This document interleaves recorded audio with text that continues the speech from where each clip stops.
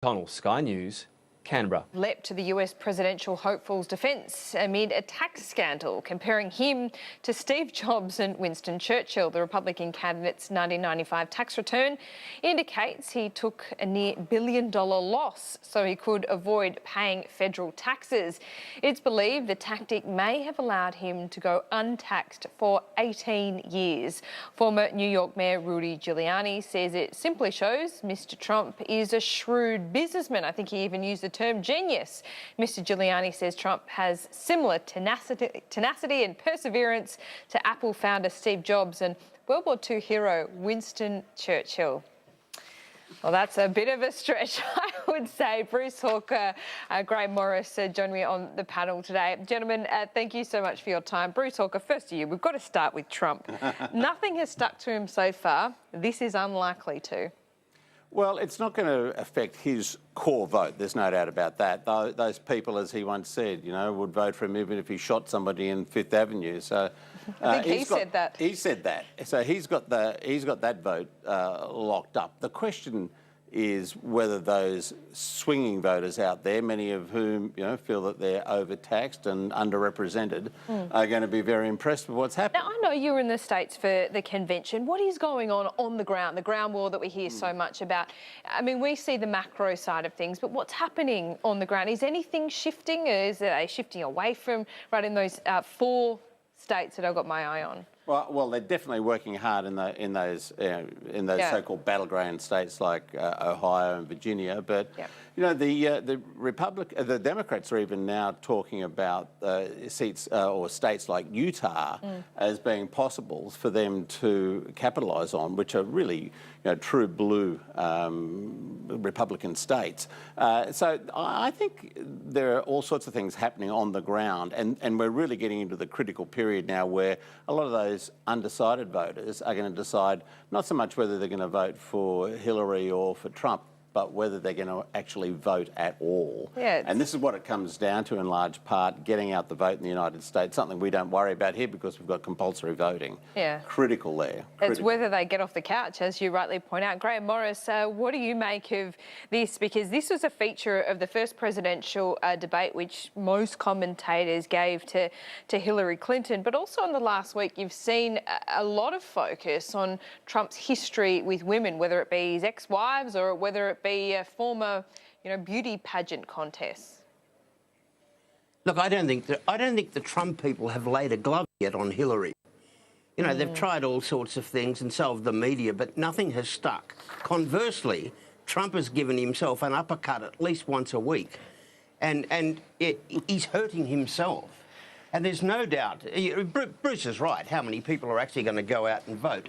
But at the moment, it's sort of, we don't like Trump, we can't stand the Clintons, but we'll give Mrs. Clinton 4 years and then we'll see what happens, who the candidates are next time. No one knows she's got to get a 2-term thing, but by the look of it, Trump cannot get enough of these groupings he's aiming at to get over the top of her. It's really interesting here because even from our viewers, and I'll put this out here, that we get accused of having this bias against Donald Trump. Yes, as a 32-year-old woman, if I was voting in the United States, I couldn't in good conscience vote for someone like Donald Trump. But what's the view, Bruce?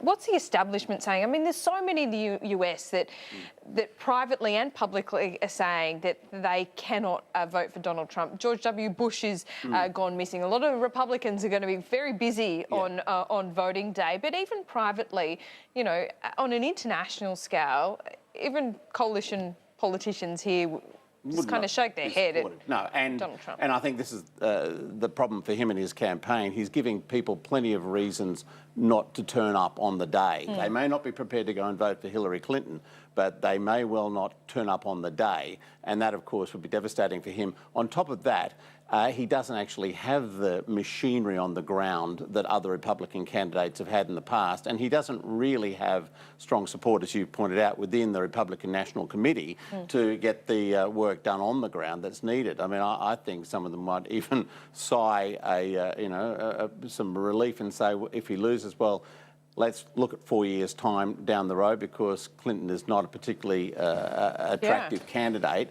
and we might be in a stronger position then, which would not be the silliest thing under the sun. I think they're going to go hard on him being a flaky sort of a candidate in the last few weeks. You know, he's got his finger on the nuclear trigger.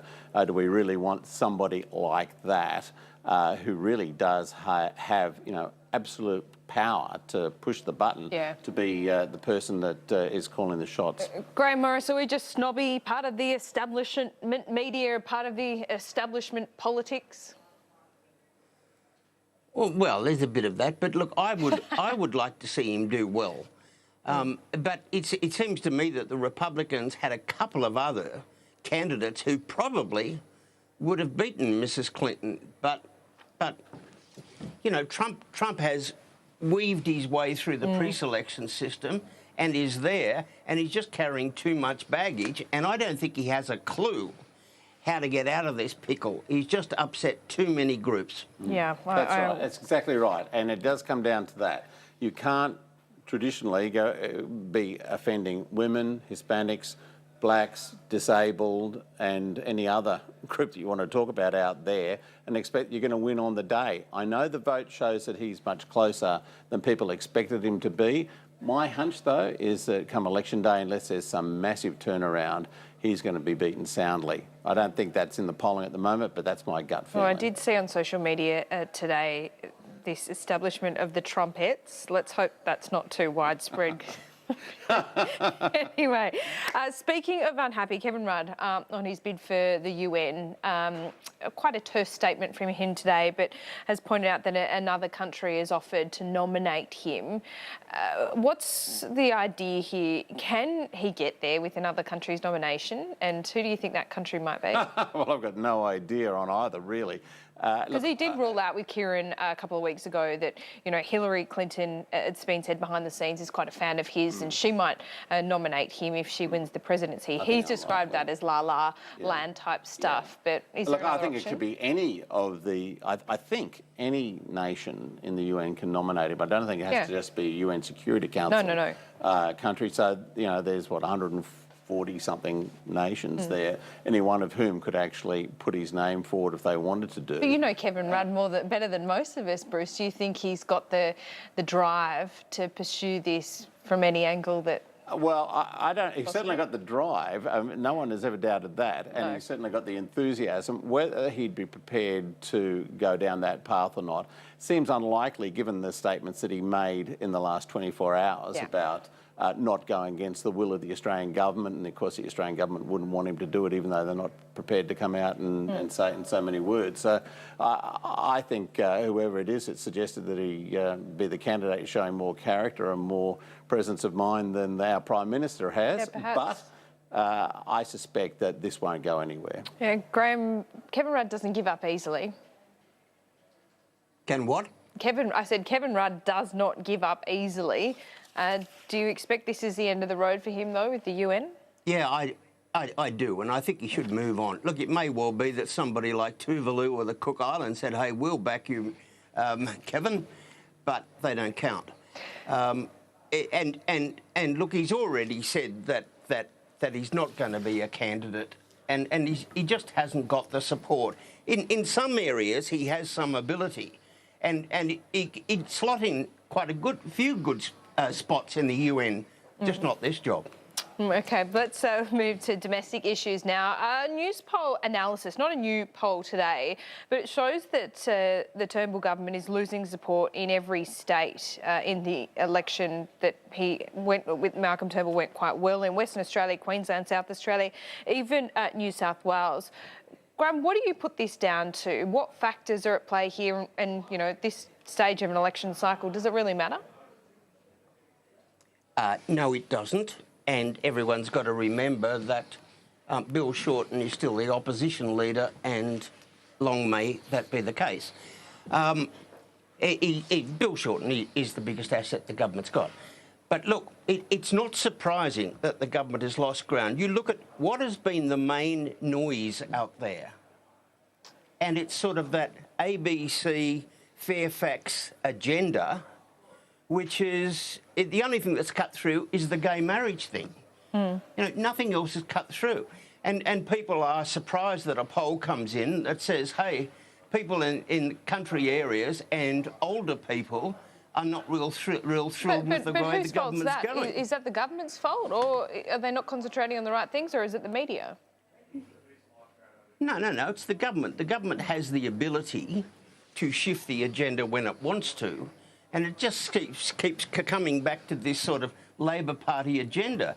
And you know, the older people are concerned. Well, it's not all that surprising. It's not all that long ago that you know, gay relationships were actually illegal. And we've got the older Australians say, all right, well, I accept now that was wrong, but now you want me to allow the gay community to usurp the word marriage? And we wonder why the bush and country people are upset, well, and older people. Well, I don't think it's surprising. Nothing else on the agenda is cutting through. Yeah, I would agree that not much is cutting through. The omnibus feel important for the budget bottom line, but, you know, not a big headline grabber, superannuation reform.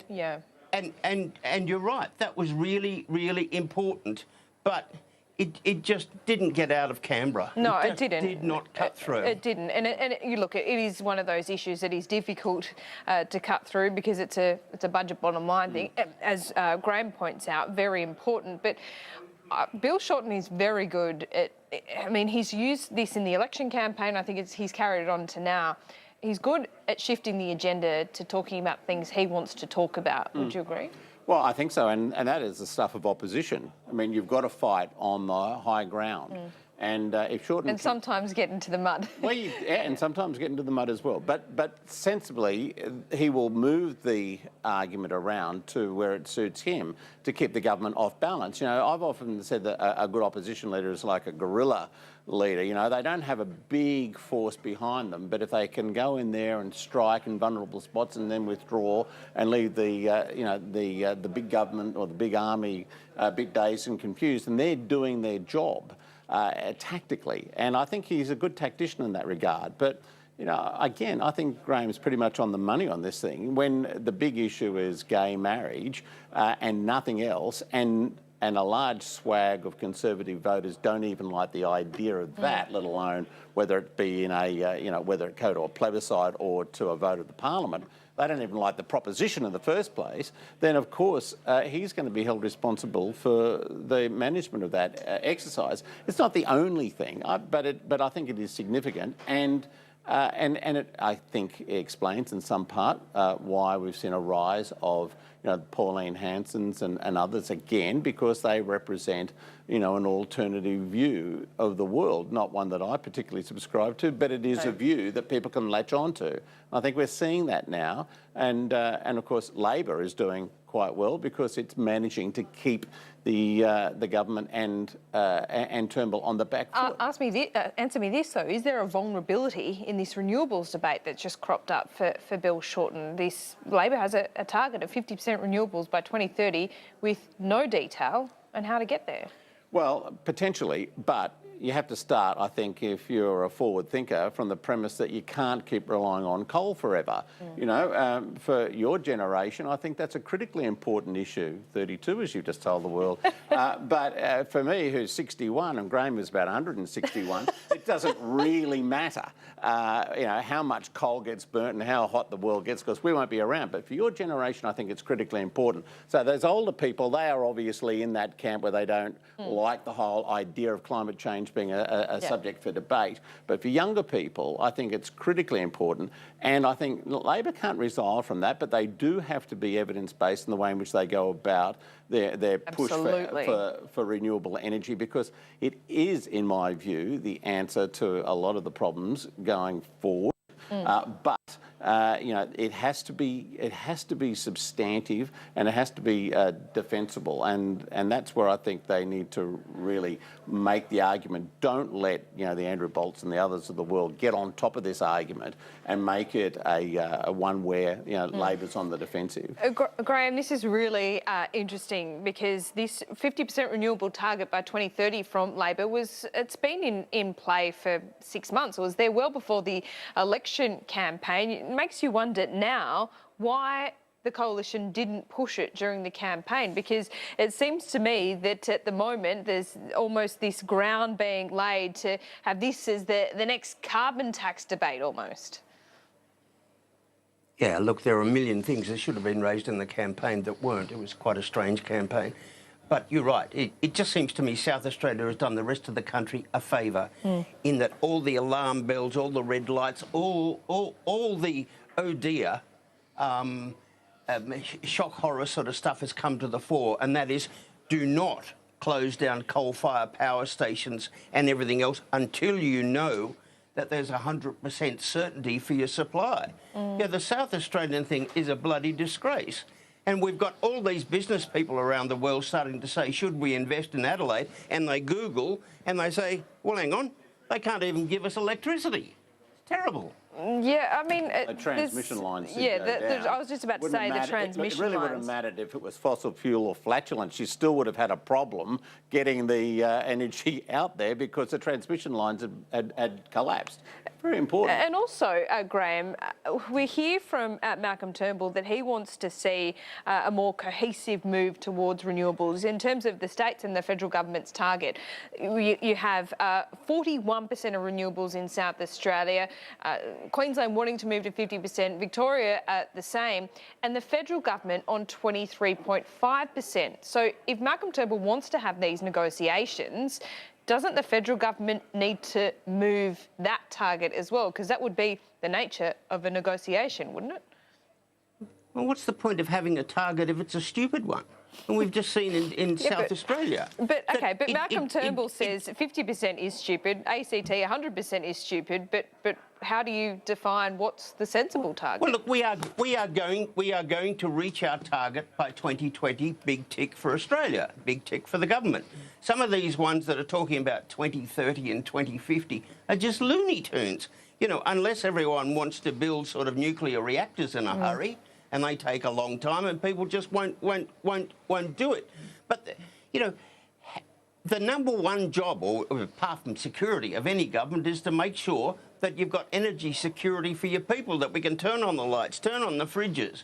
And blow me down, here we are in 2016, and one of our states falls over. Yeah, and it was the worst storm in 50 years to hit South Australia. Why couldn't you have a gas pipeline? Yeah, well... What about a gas pipeline backup?